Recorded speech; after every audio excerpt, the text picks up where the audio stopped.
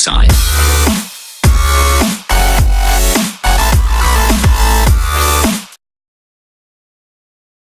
História Arte é um trabalho escolar desenvolvido pelo professor Anderson dos Santos que tem o intuito de aprimorar os conceitos estudados na disciplina de História, consistindo em uma produção artística baseada em um tema abordado em sala. O tema escolhido foi a escravidão negra no Brasil, que foi de suma importância para a exploração das riquezas. O tráfico negreiro foi responsável pela introdução de aproximadamente 4 milhões de africanos pertencentes às mais diferentes culturas e etnias. O tema foi escolhido porque até hoje tem como consequência o racismo, a desigualdade social e também a contribuição africana para a brasilidade. A escravidão no Brasil se iniciou no século XVI. Os colonos portugueses começaram escravizando os índios nativos, porém a oposição dos religiosos dificultou esta prática. Os colonos partiram assim para suas colônias na África, trazendo mulheres e homens africanos para utilizar como mão de obra escrava nos engenhos de açúcar do Nordeste. Os comerciantes de escravos portugueses vendiam esses negros africanos como se fosse mercadoria aqui no Brasil. Os mais saudáveis chegavam a valer o dobro daqueles mais fracos e velhos. Nessa trajetória podemos ver a ocorrência do problema do preconceito racial e social no decorrer do Brasil. Chegando ao Brasil, os africanos capturados eram tratados como bens removentes, a serem exibidos nos pontos de comercialização. Evitando a organização de uma possível rebelião, os comerciantes de escravos tinham cuidado de separar os escravos que tivessem algum tipo de contato entre si. Ao serem obtidos por um grande proprietário de terras, esses escravos eram colocados em uma habitação coletiva chamada de senzala. As mulheres negras também sofreram muito com a escravidão.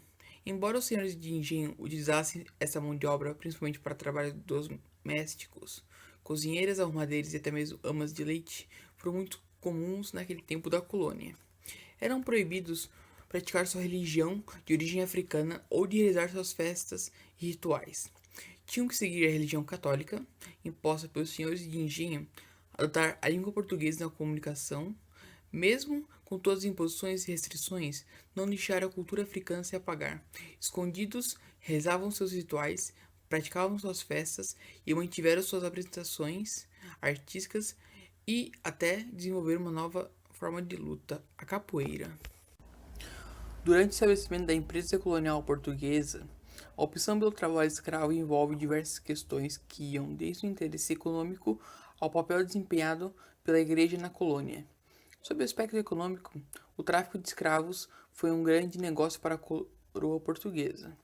Em relação à posição da igreja, o povo português foi impelido a escravizar os nativos, pois esses integravam um projeto de expansão do catolicismo pelas Américas. O transporte era feito da África para o Brasil, nos porões dos navios negreiros, ou tumbeiros. Amontoados em condições desumanas, muitos morriam antes de chegar ao Brasil, sendo que os corpos eram lançados aos mares. Trazidos da África Ocidental e Centro-Ocidental, Congo, Angola, Benin, Costa do Marfim, Tanzânia, Moçambique, Guiné-Bissau, Golfo de Guiné, Malawi e Zâmbia. As primeiras regiões do Brasil a receberem escravos africanos foram a Bahia e Pernambuco, locais onde a produção de açúcar mais prosperou. A resistência escrava pode ser entendida não apenas através de formas violentas de ruptura com o sistema, como fugas, quilombos e revoltas. Muitos escravos não aceitavam a vida que lhes era imposta e resistiam de diversas formas. Suicidavam-se, não cumpriam as ordens de seus senhores, assassinavam seus senhores, fugiam, rebelavam-se. Zumiro dos Palmares foi um líder de um dos maiores movimentos de resistência à escravidão no Brasil, morto em 20 de novembro de 1695, data que motiva a celebração do Dia da Consciência Negra. Ele fez parte da reunião de negros escravos que fugiram dos engenhos de açúcar na zona da Mata Nordestina e se estabeleceram na Serra da Barriga, onde atualmente é o município da União dos Palmares, Alagoas. Ali, devido às condições de difícil acesso, puderam organizar-se em uma comunidade chamada Quilombo dos Palmares, que chegou a reunir 30.000 pessoas, de acordo com as estimativas.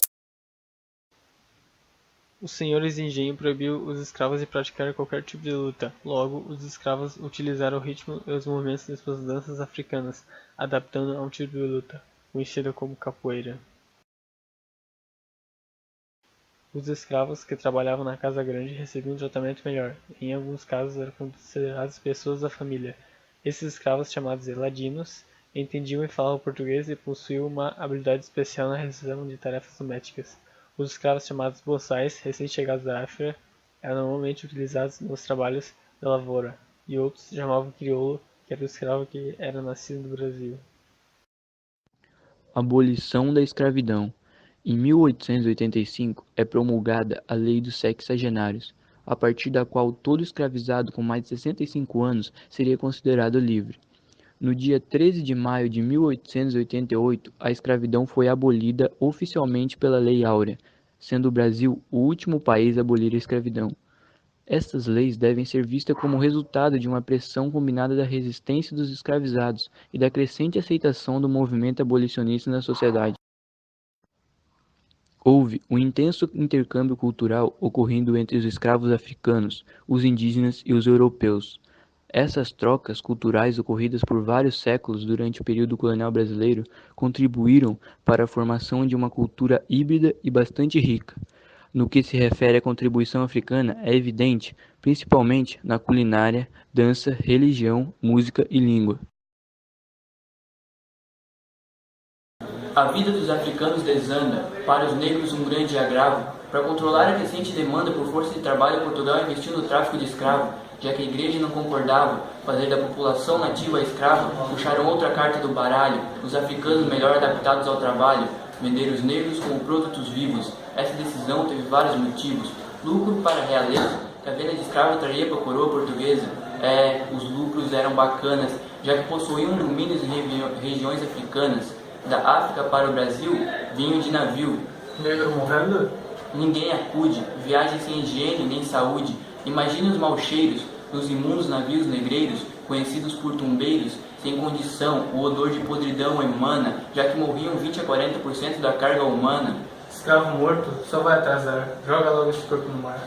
Chegavam no Brasil os escravos sofridos, e como mercadorias eram vendidos, impedidos, proibidos de praticar o que gostavam, mas escondidos seus rituais realizavam, suas festas praticavam, capoeira lutavam. E o que dizia ainda a Igreja Católica sobre a escravidão no povo da África? Dizia que aquela cultura estava perdida, que o trabalho forçado garantia a salvação na outra vida. Igreja Católica impondo verdades, mas quando fugiam, os escravos iam para as comunidades, conhecidas como quilombos, onde tinham mais liberdades. Lá viviam como em sua terra natal, como em seus lares. O mais famoso é o Quilombo dos Palmares, representando a resistência, o líder Zumbi dos Palmares, buscando liberdade, uma vida com dignidade, resgatando a cultura da África que está até hoje na atualidade. Mas não se iluda, busque sempre a verdade. Zumbi teve muitos atos bravos, mas ele mesmo tinha seus próprios escravos. Isso era comum naquela época. Além do mais, muitos heróis são homens com interesses pessoais.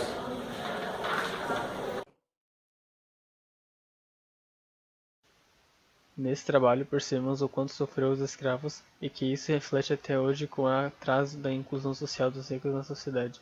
Entendemos o contexto histórico que é de importância para não repetirmos os mesmos erros e fizemos uma poesia com base no mesmo. Tivemos dificuldades em encontrar fontes verídicas, principalmente sobre a vida de algumas figuras daquela época, pois existem muitas contradições já que a história é contada pelos dominadores.